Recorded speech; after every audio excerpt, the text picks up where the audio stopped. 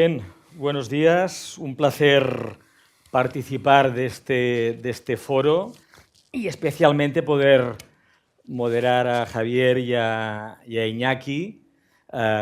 Sin lugar a dudas, dos personas con trayectorias densas, intensas, conocidas y estimulantes en sus respectivos ámbitos profesionales, con ese punto de intersección que supone aproximarse a la cuestión del envejecimiento y además desde perspectivas distintas, fruto también de sus historias profesionales. Iñaki en una visión entre la sociología y la economía, Javier en una perspectiva de los cuidados, pero también de los cambios que supone ese envejecimiento. Y por tanto, como decía Joaquim ahora hace unos instantes, creo que es un lujo contar con Iñaki y Javier, ¿no? El contexto es conocido, estamos en plena transición demográfica, la generación del baby boom en España, los nacidos a finales de los años 50 hasta mediados de los años 70, estamos entrando en nuestra etapa de mayor madurez. Yo soy nacido en 1964, en medio de ese baby boom, cerca de 14 millones de personas que nacieron en ese periodo, la generación más numerosa de ciudadanos que han nacido nunca en España y que en 2023 los que nacieron en el 56 cumplían 65 años. Estamos en eso, en los próximos 5, 10, 15, 20, 30, 40 años, esa generación del baby boom, nos estamos haciendo mayores con todo lo que implica. Y eso no tan solo en términos de una generación tan numerosa, esos cerca de 14 millones de personas, sino en el contexto de los aumentos de las esperanzas de vida, en uno de los países del mundo donde la esperanza de vida es de las más altas. Por tanto, estamos en este contexto, en esa transición demográfica. Y ahí a Iñaki y a Javier lo que queremos conversar con ellos es cómo afrontamos este reto. Yo creo que todos compartimos que hay que huir de miradas apocalípticas en relación a lo que supone afrontar ese reto del envejecimiento, pero huir de miradas apocalípticas no quiere decir que no hay que reconocer los retos colectivos e individuales que nos plantea ese cambio. Y sobre esos ejes creo que tendremos la conversación, ¿no? Y una primera idea que les quería comentar, y viene mucho marcada por mi experiencia en mis anteriores vidas, que frente a un reto, yo creo que te citaba Joaquín y hablaba de una revolución silenciosa, frente a un reto que es muy estructural, muy enorme, que está cambiando y va a cambiar con intensidad nuestras realidades, mi impresión siempre ha sido que tanto en el debate político y en el debate social, si otras cuestiones tienen mayor peso, desde los temas vinculados a la emergencia climática o hasta las cuestiones vinculadas a la emergencia de los nuevos feminismos, que están muy presentes en el debate público con mucha intensidad, el reto del envejecimiento no forma parte tan intensa del debate político y social, ¿no? Yo si echamos un vistazo a los debates de las investiduras o los debates del Estado o la Nación sobre los retos vinculados al envejecimiento, quizás no estamos hablando con toda la intensidad que eso se merece. ¿Ahí merece algún comentario esa sensación? ¿Empezamos por Iñaki? Empezamos por Iñaki. Gracias, Javier. Y gracias, Carles. Claro, es normal que no merezca atención, porque es algo silencioso que se ha colado en nuestras vidas y ha sido muy rápido. Tan rápido como que si ponemos una línea del tiempo, pensamos en los 2000 últimos años, pensamos en los 1000 últimos años, y la esperanza de vida siempre es la misma. Eran 50 años, 40 años. Y entonces, en esa línea del tiempo de 1000, 2000 años, de repente pasa a ser 20, 30 años más, ¿no? Cuando nacen los primeros baby boomers, la esperanza de vida en España eran 60 años, 59 años. Hoy son más de 80, ¿no? 83. 23 años ganados a la vida en apenas la generación de Joaquín. Entonces, en una generación le ganas 23 años a la vida.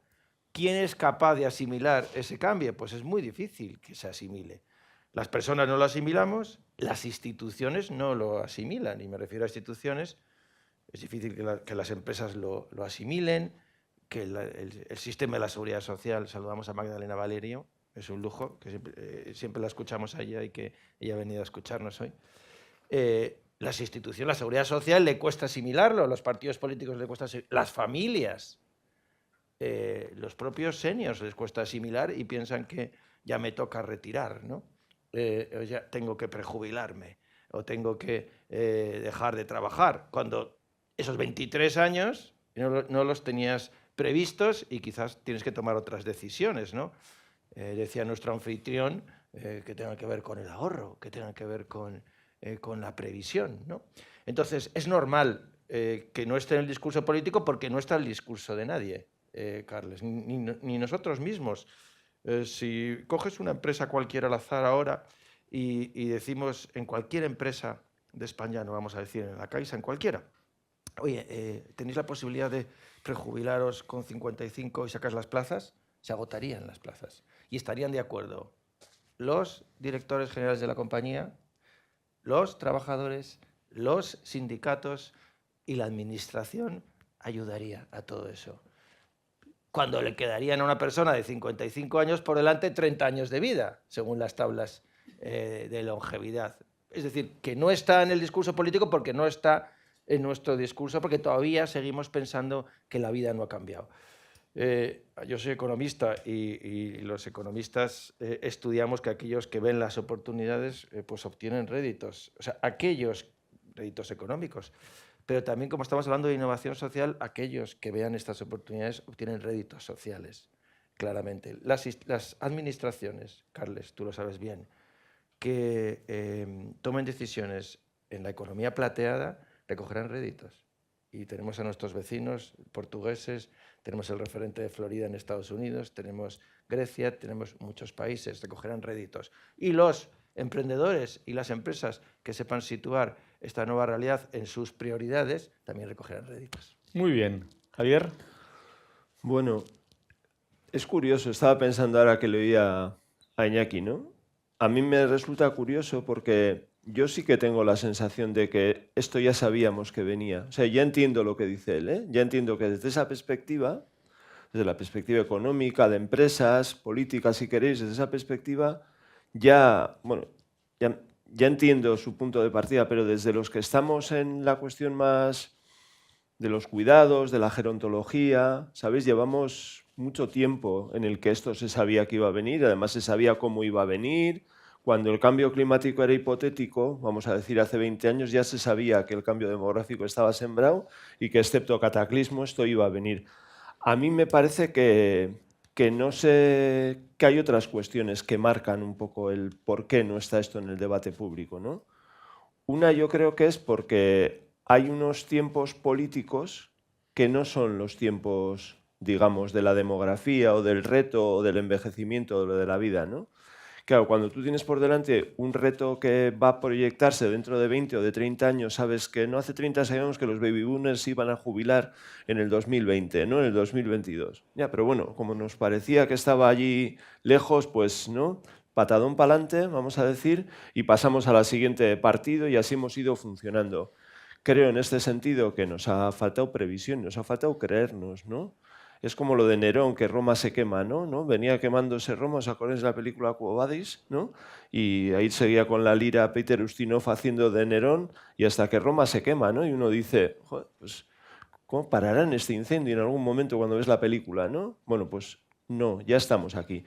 No quiero yo lanzar una mirada apocalíptica, pero creo que pasa eso. Creo que hay otros factores que tienen que ver con, ¿no? Nunca se ha considerado el sector vejez más que un sector de gasto, vamos a decir, lo que cuestan, perdón, los viejos, entre comillas, y ya está. Nunca se ha visto o se ha dicho, pero no se ha creído, que este sector puede ser también un sector de actividad, que puede ser un sector en donde, ¿no?, se pueda producir también riqueza. Creo que seguimos pensando, y esto es muy edadista, pero creo que es así, ¿eh? Creo que pensamos bueno, que el final la vejez es un poco como el tiempo del descuento, ¿no? Que no importa, aunque dure 30 años, ¿eh? Quiero decir que puede durar 30 años tranquilamente, ¿no?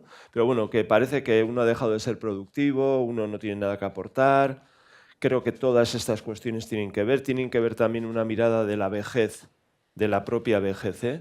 A mi juicio, ¿no? Y luego si queréis hablamos de esto, ¿no? Los baby boomers, ¿no? Una especie de la vejez como tierra prometida del descanso que dice Pascal Bruck, el filósofo francés, ¿no? Donde no hay nada más que descansar y tal, una mirada muy hedonista, que es verdad que igual tenía sentido hace 30 años, hace 40, porque la gente llegaba a la vejez en muchas peores condiciones, había vivido mucho peor, pero que ahora igual no tiene sentido y que también explica en parte pues una desconexión con otras capas de la población, ¿no? Por ejemplo, la población joven, el reto que tenemos creo que es un reto intergeneracional y yo creo que las cosas van un poco por ahí, ¿no? De alguna forma, y esto es paradójico, ¿no? Alabamos la juventud a la vez que la riqueza, por ejemplo, ¿no? Como sabemos todos aquí, pues está en la vejez. Totalmente. Quiero decir que, bueno, yo creo que todo esto también explica, ¿no? Falta de inversión, falta de mirada a largo plazo, bueno, todo esto creo que explica un poco. Pero al mismo tiempo, Carlas, tú lo sabes bien, los votantes y los Son que mayores. eligen los gobiernos son mayores. Sí. Son los que votan más. Son los que votan más y son los que protagonizan el censo electoral. Hay ya comunidades autónomas en España. Asturias, el 50 y muchos por cientos son mayores de 55 años. Pero en toda España está superando el 40%. Es decir, las elecciones las deciden los mayores, ¿no? Y una parte importante también de las inversiones públicas, de las políticas públicas y el gasto público tiene su destino en los mayores, ¿no? Es decir, que hay un cierto contrasentido. Parece que no te apetece hablar de los mayores porque es como un elefante en la habitación. Es el tema que ocupa el gasto público, es el tema que va a ocupar el siguiente gasto público en el futuro, pero no quieres hablar de ello, pero tampoco quieres dejar de hacer guiños a esos mayores, porque lo estamos viendo en los últimos tiempos con las pensiones, con la actualización de muchos gastos pensionarios que no dejan de aumentar. En el fondo es un guiño electoral también a los mayores, ¿no, Carles? Ahí Iñaki ha abierto un tema que yo lo quería plantear un poco más adelante, pero entramos en ello, ¿no? Y porque además se han publicado recientemente algunos libros en relación a esta discusión, ¿no? En un estado del bienestar muy orientado a proteger riesgos vinculados a la vejez y en este contexto de transición demográfica y en el que es previsible que en los próximos años debamos de invertir más todavía en estas políticas, las políticas de salud, cuidados de larga duración y sistema público de pensiones. Constatamos también que vivimos en un estado del bienestar en España muy poco orientado a familias, infancia y jóvenes, ¿no? Esta comparación en el gasto público del estado del bienestar hay esa mirada hacia el envejecimiento menor, hacia la familia. Hay algunos que hablan incluso de choque de generaciones, ¿no? ¿Es un enfoque que os inquieta, os preocupa, lo compartís, Javier? Bueno, sí, yo tengo preocupación. A mí esto me preocupa. Me preocupa porque yo creo que lo que de alguna forma encolaba o había un pacto, ¿no? Todos lo conocemos, ¿no? Ese pacto implícito que es que los adultos cuidamos de nuestros hijos y nuestros jóvenes y de nuestros hijos, pero de nuestros mayores, pensando, esto se llama reciprocidad disociada en el tiempo, que cuando nosotros seamos mayores, 30 o 40 años más tarde, los entonces niños nos cuidarán y así hemos ido, ¿no?, traspasando de generación a generación este pacto, que en el fondo es un pacto de cuidados. También era un pacto de transmisión de renta, también era un pacto de transmisión de conocimiento, era un pacto de muchas cosas. Yo creo que esto se tambalea por globalización, se tambalea por una baja natalidad, se tambalea también porque los valores implícitos que estaban en el cuidado yo creo que han ido cambiando, ¿no? Y se tambalean porque creo que hay una serie de disonancias, ¿no? Por ejemplo, ¿no?, lo que decíamos de la pobreza, en el sentido que tú decías, ¿no?, un sistema de bienestar inclinado, vamos a decir, o orientado más a la vejez que a la juventud. Una situación en la que nuestros jóvenes, claro, ven, porque eso no hay nada más que preguntarles, que les hemos preguntado, ¿eh? Oye, ¿cómo ves la vejez? ¿Cómo ves ¿no? tu proyecto de vida? ¿Cómo ves la posibilidad de llegar a una vivienda? ¿Cómo ves que se gaste en el sector vejez? Bueno, en el que entienden que sí que, ¿sabes? Porque tienen en la familia padres, abuelos y les ayuda a entender, pero que cada vez están más alejados unos de otros. Y preguntas a la vejez, preguntas a las personas mayores, oye, ¿podríamos cambiar los modelos de vejez y pensar que la vejez, esto lo propone Marta Nussbaum, por ejemplo, ¿no? En un libro que se llama La vejez con sentido, creo que se titula, y hace unos años decía, oye, esto igual tenemos que pensar en que la vejez no es exclusivamente, digamos, solo descansar un perpetuo agosto, vamos a decir, ¿no? Septiembre, agosto, me jubilo en julio, agosto vacaciones, septiembre, agosto, octubre, agosto, y así durante 30 o 35 años, sino que tenemos que pensar, y esto lo están proponiendo distintos autores, ¿no? Que la vejez, que puede ser una etapa de disfrute de la vida, o la jubilación, que puede ser una etapa de disfrute de la vida, no es jubilarte de los desafíos que tiene esta sociedad. Entonces, creo que estos enganches que había en términos de valores, en términos de familia, en términos también de cómo se veía el sector vejez, los desequilibrios económicos, creo que nos está llevando cada vez a una mayor lejanía. Y cuando hacemos, por ejemplo, que hemos hecho distintos grupos cualitativos entre personas jóvenes, adultos, mayores, yo lo que detecto es una menor cercanía emocional, ¿sabes? un menor entendimiento de lo que sucede. Claro. Y esto es muy importante. Y creo que no lo sabemos valorar justamente la incidencia que va a tener en la sociedad, porque lo que está en juego los cuidados, está en juego el trasvase, ¿no? Bueno, todo el tema de las pensiones, cómo cotizamos, etcétera, etcétera, pero también está en la base la cohesión social.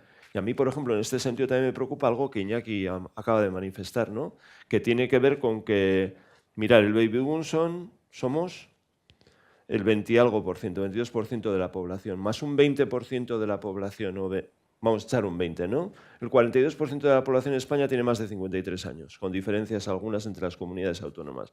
Bueno, esto también cuestiona, ¿no? La democracia, ¿no? Es decir, porque un grupo organizado de personas mayores democráticamente y legítimamente se pueden juntar. Lo estamos viendo que pasa en Estados Unidos, por ejemplo, ahora que estamos en campaña electoral con las negociaciones entre algunas asociaciones y los candidatos a la presidencia de los Estados Unidos.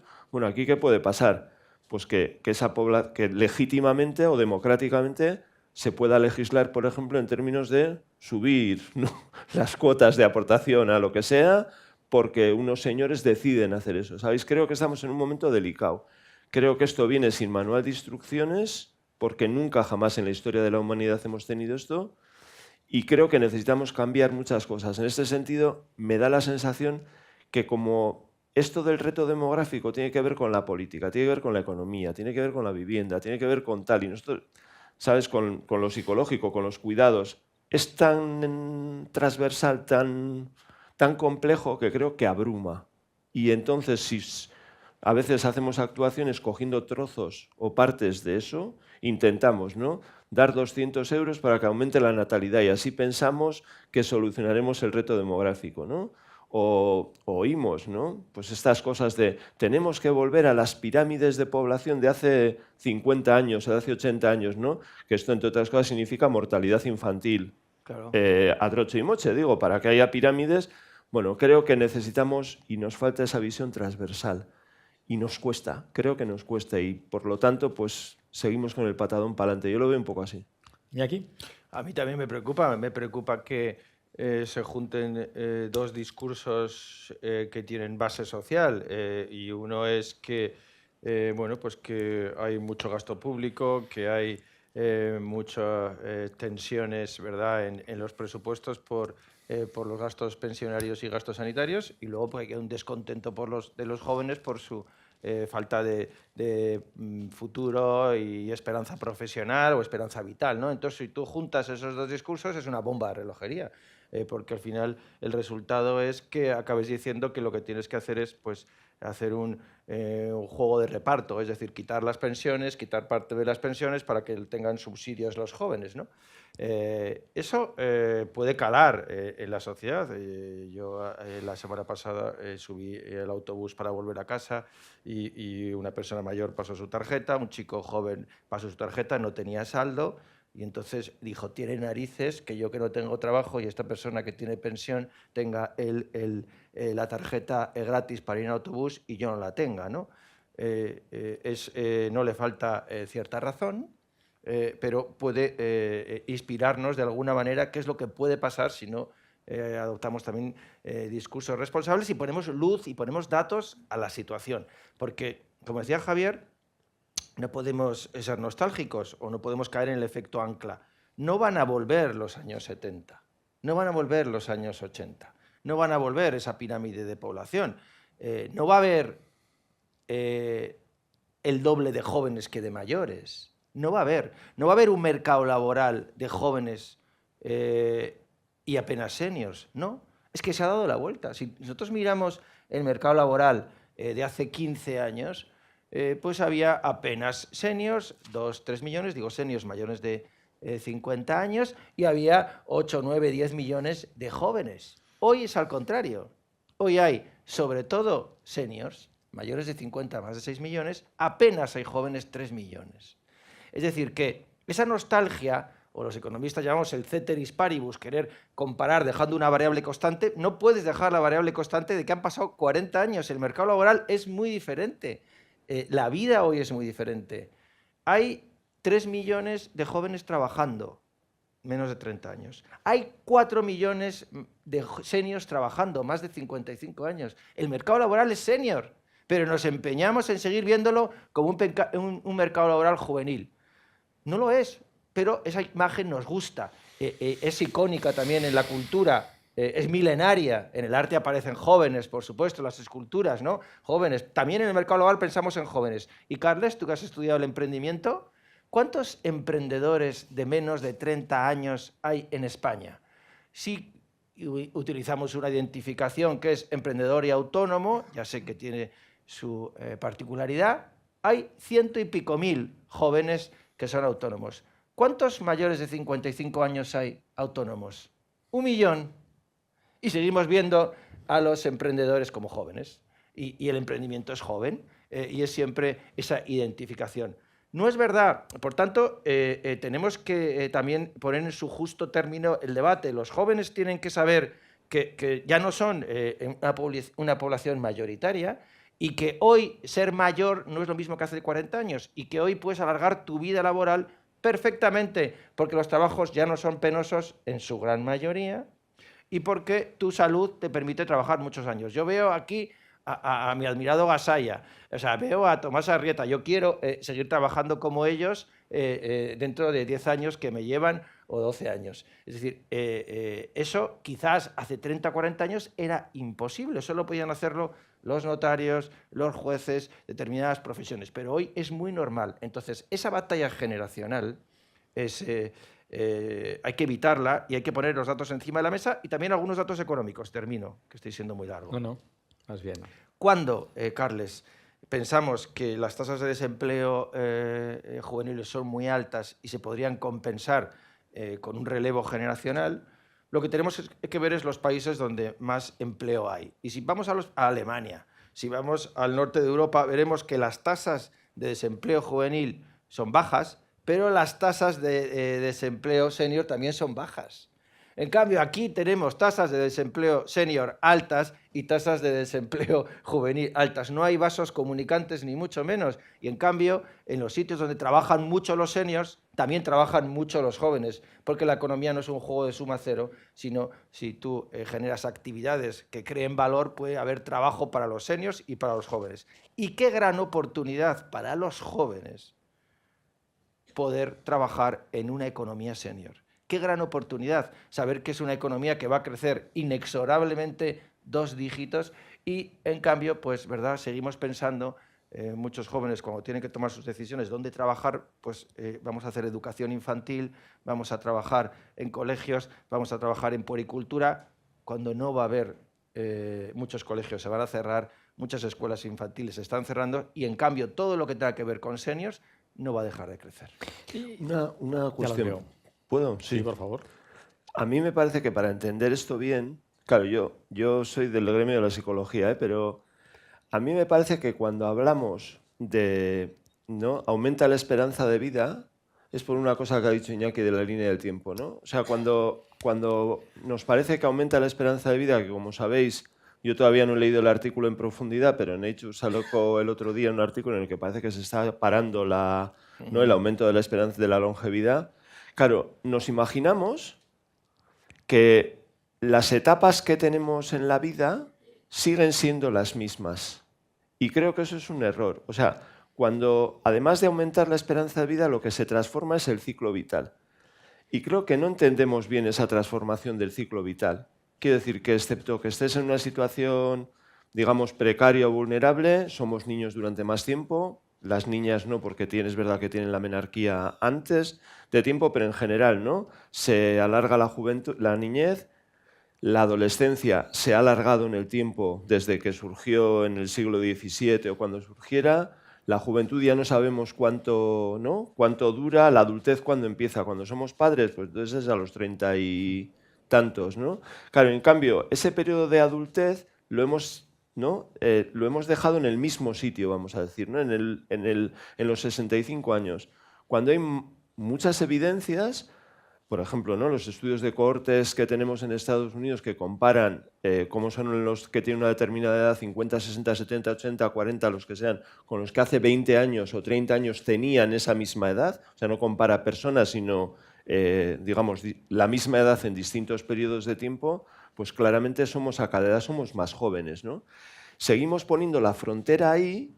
Y por lo tanto tenemos una mirada del envejecimiento que en vez de ser la que ahora, ¿no?, que tiene, ¿no?, en CaixaBank Senior solemos comentar muchas veces, ¿no?, distintas etapas, distintos perfiles de personas mayores, distintos, ¿sabéis? Pensamos que todo lo que está ahí es una única, o sea, una masa uniforme de gente que además tienen todos las mismas necesidades, demandas, tal, que no es cierto y por lo tanto creo que tenemos otra paradoja, ¿no?, que cambia la vejez, cambia lo que es el ciclo vital, pero la manera que tenemos de entender ese envejecimiento y por lo tanto de entender que si tiene etapas, pues igual durante una etapa habría que ver, es más un adulto mayor que un viejo, vamos a decir, entre comillas lo de viejo, ¿sabéis? En vez de afrontar con perspectivas y por lo tanto mirar qué necesidades, qué demandas hay en cada una de esas partes de este nuevo ciclo vital e intentar, ¿no?, oye, esto con el reto demográfico, ¿cómo lo puedo hacer? Igual hay una etapa en la que uno puede trabajar menos,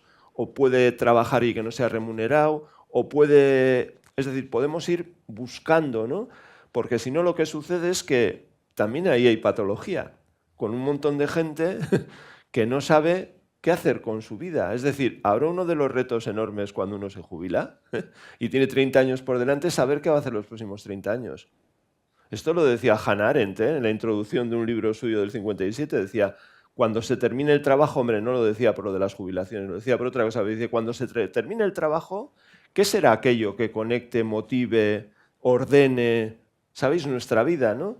Creo que no tenemos sustitución. Y me parece, hablando del baby boom, que aquellas sociedades que sean capaces de integrar, y no sé muy bien de integrar qué es, trabajo, jubilación, dedicar tiempo a la sociedad, o sea, que integren todo ese talento senior, todos esos jóvenes, o sea, adultos jóvenes o mayores jóvenes, que sea capaz de incluirlos en la sociedad, que sea capaz de organizar esa sociedad, ese 20% de personas del baby boom, si tuvieran una jubilación diferente, orientada tanto a nivel personal, al desarrollo personal, pero también a la contribución en el bien común, esas sociedades serían diferenciales. Porque si echamos, ¿no?, el 20% de la población española, ¿no?, pues serán, pues si somos 40 millones de habitantes o echemos 40, pues el 20% son, ¿no?, 8 millones, ¿no? Es decir, si somos capaces de poner horas para construir una sociedad mejor, creo que esas sociedades marcarán una diferencia. Si no apreciamos esto, lo que vamos a tener es gente dedicándose a sí mismo, que consumirá el que pueda, el que no tenga dinero no consumirá, y creo que en el fondo hay vidas insatisfechas, vidas, ¿no? Necesitamos un poco encontrar un poco de equilibrio entre todo esto, me parece a mí. Es que escuchándolos a los dos, quizás no estaríamos de acuerdo que conviene una nueva narrativa, una nueva explicación colectiva e individual de ese cambio, yo diría que antropológico, ¿no? Iñaki. Sí, y eso exige referentes, y eso exige, como empezabas, poner el asunto que nos trata en la opinión pública y que se hable de otra manera, ¿no? Bueno, pues hay formas de hacerlo, ¿no? Si pensamos en nuestro entorno, hay países que lo están consiguiendo, ¿no? Y están consiguiendo, pues, por ejemplo, pues en Alemania están consiguiendo, llevan años consiguiendo que las vidas laborales se alarguen. ¿Y cómo se alargan las vidas laborales? Pues se alargan con trabajos a tiempo parcial. Aquí, claro, esto es anatema, ¿no? Carles, o sea, los mini-jobs le llaman los alemanes, ¿no? Nosotros, pues ese debate creo que no tenemos todavía la madurez social para poder afrontarlo, ¿no? Yo, volviendo a las anécdotas, y siento bajar al tema así un poco más pedestre, en casa el otro día pues vino alguien a traer una pizza y entonces mi hijo me dijo que qué pena que era una persona de 60 años. Me dijo mi hijo, qué pena papá que es una persona de 60 años que está trayendo una pizza, ¿no? Y entonces, pues es pena que una persona de 60 años pues esté repartiendo, esté trabajando. Le dije, yo creo que el trabajo no nos tiene que dar pena, ¿no? Él venía en su coche, quizás era un trabajo de 2 horas o 3 horas, podría haber sido otro trabajo mejor, sí, pero está trabajando, él se siente útil. Es decir, que también socialmente tenemos que adaptarnos, como decía Javier, a pensar que vivimos en etapas muy diferentes. Y eso, pues, muy diferentes a la de antaño. La legislación tiene que ayudar también a que pueda seguir trabajándose. Hoy es un hito, algunas personas que están aquí, que están con la jubilación activa, saben que es un hito, que es tremendo poder ¿verdad? Cobrar una pensión y seguir trabajando, ¿no? Cuando todos son ventajas económicas para la administración, para el trabajador, y también ya son muchos estudios los que dicen que alargar la vida laboral te supone una mejor salud. Es decir, que todas esas cuestiones tenemos que ponerlas encima de la mesa y necesitamos también más referentes de esta nueva edad mayor. Porque hicimos un estudio hace poco en el que analizamos toda la publicidad y entonces, pues, ¿cuántos mayores aparecían? Muy pocos, un 10%. Cuando la población de personas mayores, pongan la frontera que quieran, va a estar siempre por encima del 30%, digo la frontera de edad. Aparecía una persona mayor. ¿Cómo aparecía esa persona mayor? Pues aparecía de negro, aparecía en silla de ruedas, aparecía con bastón. Es decir, sí, todavía estamos lanzando esos iconos sociales de que los mayores son así. La realidad es que en los 16 millones que decía Javier de personas de más de 55 hay de todo. Por supuesto que hay personas así. Oye, y es un reto también social, ¿no? Personas dependientes y que exigen cuidados. Pero de esos 16 millones, una gran mayoría tienen salud, una gran mayoría tienen unas buenas circunstancias económicas, una gran mayoría tienen muchas cosas que seguir aportando y quizás no lo pueden hacer. Claro, pero cuando les preguntamos a los jóvenes, ¿no? Les preguntamos a los mayores qué piensan de los jóvenes, pues también dicen lo mismo, ¿no? Que son unos flojos, ¿sí? Que son unos hedonistas, que no tienen nada que hacer, que son unos vagos, ¿sí? ¿No? O sea, tú vas a donde cualquier, ¿no?, jefe de servicio de cualquier departamento de un hospital y le dices, oye, ¿cómo andas para las guardias y tal? Bueno, ¿no? Entonces te empiezan a explicar, ninguno quiere hacer guardias, cogen permisos sin sueldo, ¿sabéis? Es decir, pero a mí también mi abuelo me decía que era un flojo, ¿sabes? Y cuando le pregunté a mi padre si su abuelo decía que era un flojo y me dijo que sí, ¿no? Quiero decir, creo que tenemos todos de las otras generaciones una mirada sesgada, vamos a decir, ¿no? Entonces, creo que necesitamos un poco... sí que es verdad que tenemos que generar una nueva narrativa, que es por donde iba la pregunta, y yo estoy de acuerdo con eso, pero también creo que necesitamos generar una narrativa, o sea, comprensiva un poco entre las generaciones. Las relaciones entre generaciones siempre son relaciones de desequilibrio, porque hay momentos determinados de la vida en la que necesitamos más ayuda. ¿Cuándo? Pues cuando nacemos necesitamos ayuda porque si no, pues en varias horas hemos muerto todos, y necesitamos ayuda cuando, pues cuando somos jóvenes, tenemos que emprender, sabes, una actividad laboral, tenemos que tirar para adelante con nuestro proyecto personal, y también tenemos supuestamente más necesidades, bueno, supuestamente no tenemos más necesidades cuando llegamos a la vejez, ¿no? Por lo tanto, creo que en términos de ciclo de vida casi todos tenemos riesgos similares, y me parece que tenemos desequilibrios cuando comparamos momentos concretos de la vida. Es verdad, si comparamos las personas de 80 y más años con los de 30 a 40 años, pues está claro que los que más consumen recursos son los de 80 y más años. Pero a lo largo del ciclo vital, el que ahora tiene 30 y el que ya ha vivido 80 años, probablemente tenga, bueno, en millones de personas probablemente se equipararía, ¿no? Entonces esa narrativa a mí me parece, o esa manera de enfocar el reto demográfico, creo que la tenemos que cambiar. Creo que no vale con... A mí me parece que hay poca salida si hablamos de generaciones y de debate entre generaciones. Me parece que hay poca salida porque siempre va a haber desequilibrios, por un lado, y por otro lado, creo que necesitamos hacer un debate que nos demos cuenta que el reto demográfico no es cuestión de los demógrafos del CSIC, por decirlo así.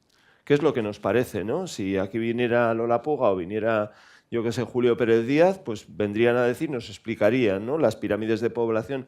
No, el reto demográfico es un reto de convivencia, es un reto de desarrollo social, es un reto de cómo nos vamos a organizar, y yo creo que esto pasa por ese análisis más complejo, desde luego, pero pasa también por buscar vidas posibles, proyectos de vida para todos.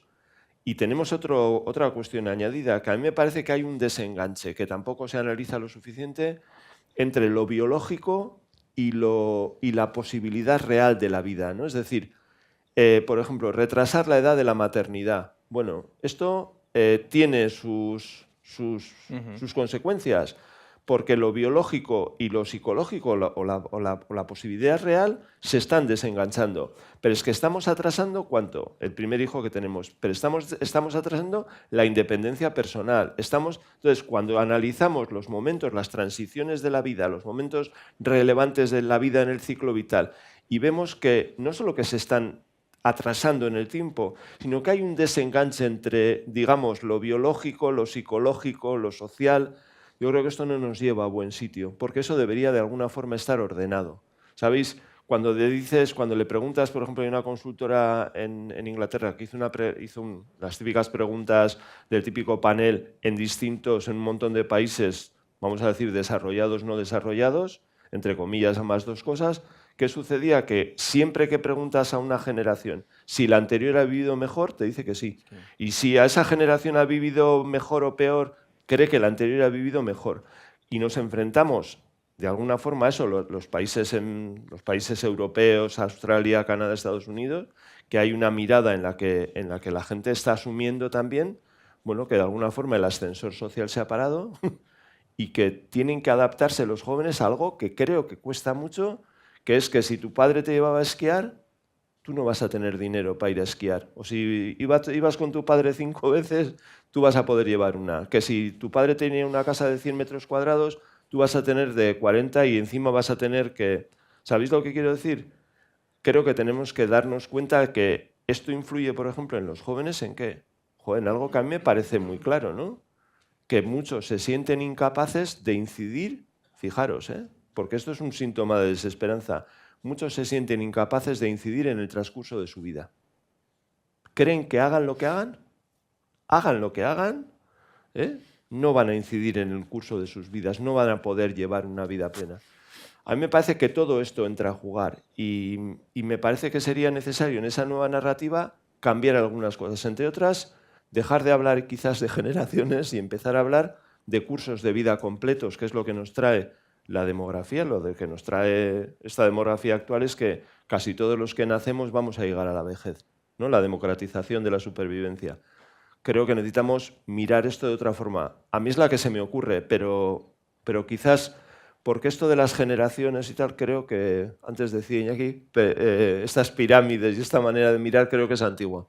Creo que no entra aquí bien. Muy bien, cambiamos de plano, si os parece, y intentamos aterrizar 10 minutos, vale. Y intentamos aterrizar bueno, qué innovaciones en términos de negocios, en términos de políticas públicas, en términos de servicios y apoyos van a ser necesarios, están siendo necesarios, están apareciendo para afrontar ese reto, ¿no? Iñaki. Van a ser necesarias todas esas innovaciones. Cuando se diseñó el actual sistema de pensiones, las personas apenas sobrevivían a los 65 años. Había muy pocas personas que llegaban a los 65 años y los que llegaban cobraban esa pensión pues 2, 3, 4 años. Hoy la inmensa mayoría llegan a los 65 años, 66, 67, la inmensa mayoría, 9 de cada 10, y tienen una esperanza media de vida desde ese momento de 20, 25 años. Es decir, ¿cómo no vas a innovar en el sistema de pensiones? ¿Cómo no vas a innovar en ese contrato social que tenemos teniendo estas cifras?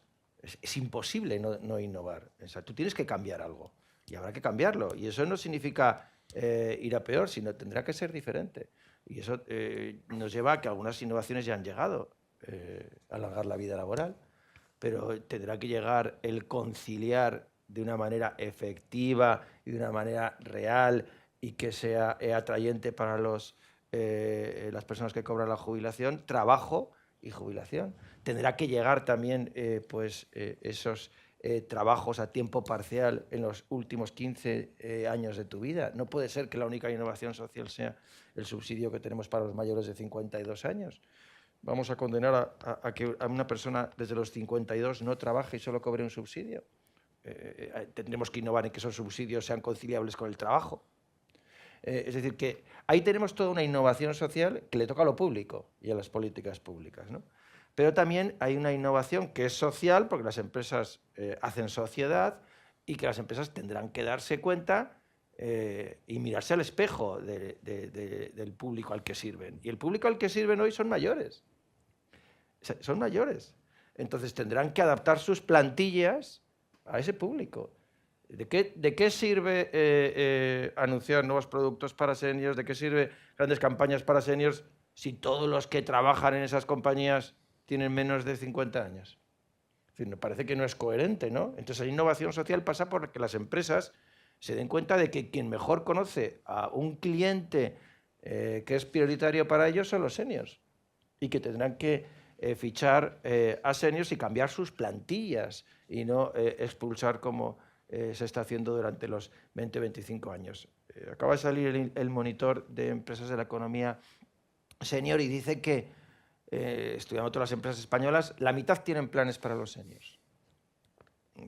Planes me refiero bienes y servicios, portfolio de servicios para los seniors, la mitad. Pero cuando profundizas te das cuenta de que solo 2 de cada 10 tienen estudios, planes de negocio para ellos. Es decir, y si sigues profundizando más, solo 1 de cada 10 considera que esto va a ser rentable en el futuro. Es decir, que los planes muchas veces tienen que ver con la reputación. Y los planes tienen que ver muchas veces en las compañías porque creen que tienen que hacer esto. Es como un mainstream, como una moda que tienes que hablar de estas cosas. Segunda, innovación social, las empresas. Primera, el sector público, claramente. Y la tercera, pues la propia sociedad, ¿no? Se explicaba hace unos minutos.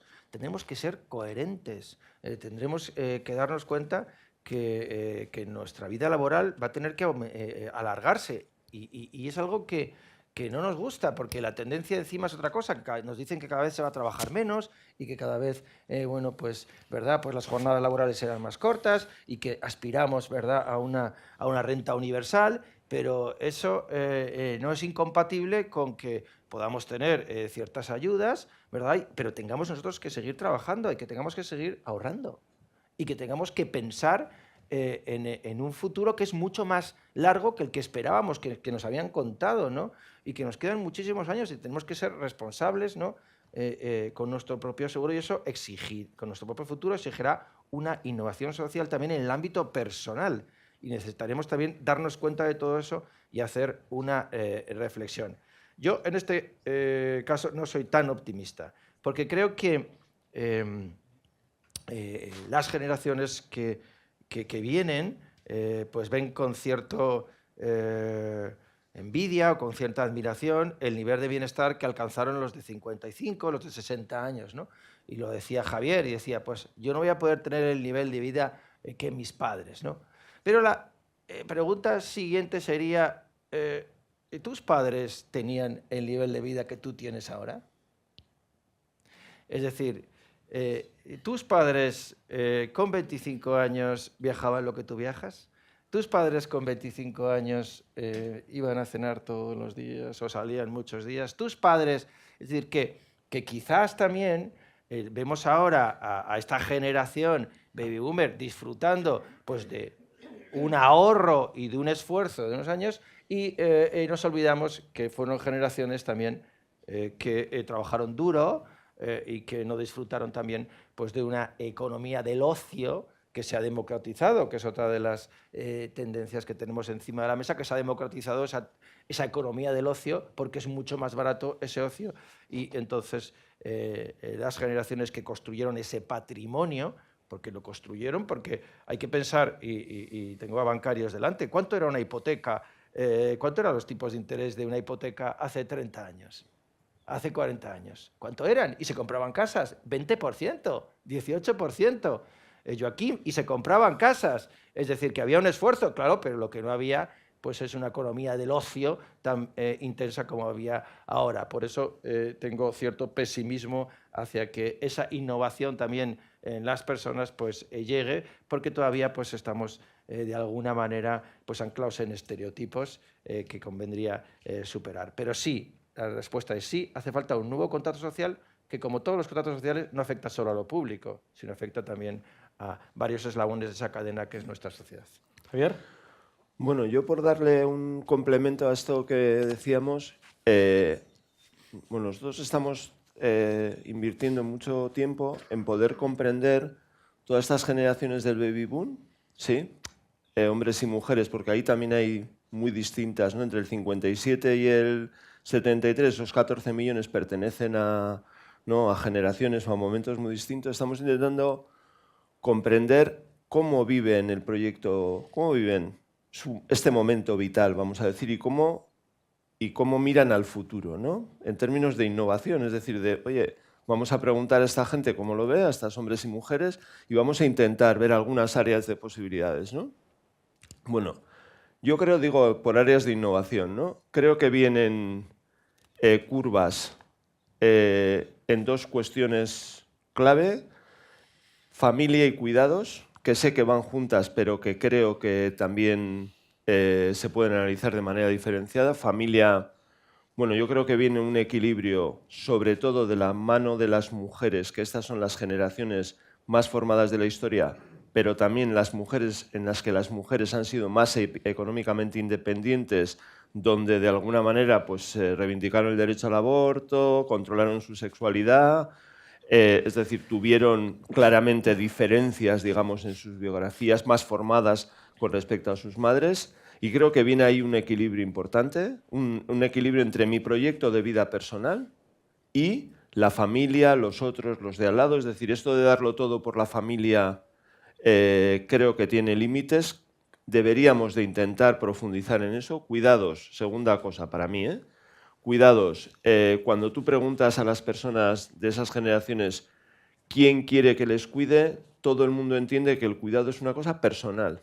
Es decir, que no quiere transferir la carga de cuidados a las generaciones futuras, ¿sí? Al menos eso dicen de boquilla, o decimos de boquilla, ¿no? Digo de boquilla porque creo que en el fondo, bueno, esto es un discurso que ahora se lleva o lo contamos, lo de no cargar, lo de no traspasar. Creo que en el fondo lo que queremos es más un cuidado distinto, pero no tan instrumental en términos de dar de comer, duchar, ¿sabéis? Sino más de acompañamiento. Creo que la cosa viene por ahí.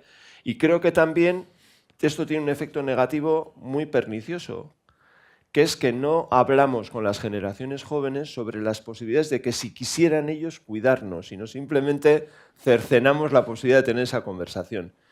Esto ya por meterme, como decía el poeta, en aguas procelosas, pues diría que el discurso feminista en esto ha impactado mucho, que tiene muchas cosas buenas, pero creo que en el fondo tenemos que entender que depender de los otros es una bendición y no un problema, es una bendición porque lo contrario es el yo me mí conmigo. Creo que esto de los cuidados viene en curvas. Creo que estos cuidados comunitarios yo no tengo muy claro, no que me gustaría que fueran comunitarios. Yo veo una comunidad poco movilizada, veo relaciones, y este es el tercer punto, cada vez más frágiles. Lo que dice Zygmunt Bauman digamos, ¿no?, de las sociedades líquidas, o Marino Pérez, ¿no?, cuando habla del individuo flotante. Creo que las personas de estas edades tienen un reto con las relaciones, con el vínculo, con la pertenencia, lo expresan claramente, tienen un miedo enorme a la soledad, y por lo tanto esto de los cuidados comunitarios deberíamos de repensar bien cómo los hacemos, porque creo que esos vínculos entre las personas no son tan sólidos como quisiéramos. Creo que vienen cambios en la salud. La salud creo que todo el mundo entiende que es una especie de condición necesaria, pero no suficiente para la vida. La vida es, tengo salud y eso es lo que me proporciona la vida. Sin salud no hay vida, pero creo que necesitamos enfocar la salud. Para los que ahora tienen 80, 90 años, llegar a viejos, por decirlo así, ya era un objetivo vital. Creo que los que vienen no tienen ese objetivo, son con mucho más conocimiento sobre la salud. Y a la vez, y esto es curioso o paradójico, con mucho miedo sobre la posibilidad de ser dependientes, de no controlar su vida, a las demencias, ¿sabéis? Es decir, por un lado, mucho más, digamos, conocedores. Bueno, el Eclesiastes decía que el que conoce mucho también pena mucho, venía a decir Eclesiastes, pero bueno, la idea es esa, ¿no? La idea de un miedo enorme a la pérdida de control sobre tu vida, y también, bueno, en muchos casos expresan claramente la necesidad de limitar el tiempo de vida y ahorrarse lo que tiene que ver con el sufrimiento. Y luego creo que hay otras dos cuestiones donde innovar. Una es en esto que hablábamos antes del desarrollo personal, proyecto de vida. Es decir, vivir 30 años creo que para muchas personas es una suerte enorme, pero a la vez, cuando hablas con las personas y vamos yendo por España, fuera y tal, vemos dificultades, ¿no? Una vida a veces en blanco y negro, una vida en la que no nos han preparado para afrontar esos 30 años, y esos 30 años no solo es una cuestión para mí de desarrollo personal, de qué hago yo conmigo mismo, sino también con uno mismo, pero también una mirada más eudaimónica, ¿no? Más de decir, oye, mi bienestar vinculado no solo al disfrute, que es obvio que el placer lo queremos todos, sino también al desarrollo de los otros, de nuestra sociedad, al legado que vamos a dejar y a la responsabilidad que tenemos sobre lo que les pasa a los jóvenes, porque también hay una responsabilidad personal y colectiva con lo que les pasa a los jóvenes.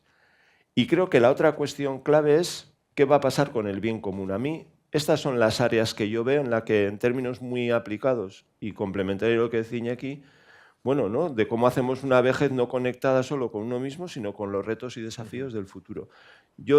Además vendría la tecnología, además vendría algunas cosas más, pero me callo porque creo que estamos sin tiempo, ¿no? Sí, señor. Yo creo que tendríamos ganas de estar escuchando a Javier y a Iñaki un poco más de rato, pero veo que José está marcándonos el fin de la sesión. Agradecerles a los dos las intervenciones, son muy, muy sugerentes, y esa invitación a situar el reto encima de la mesa en una mirada positiva y esperanzada, en una clave de pacto entre generaciones para redefinir el pacto social, el contrato social que articula a las comunidades. Gracias por el rato, Javier e Iñaki. Gracias a ti.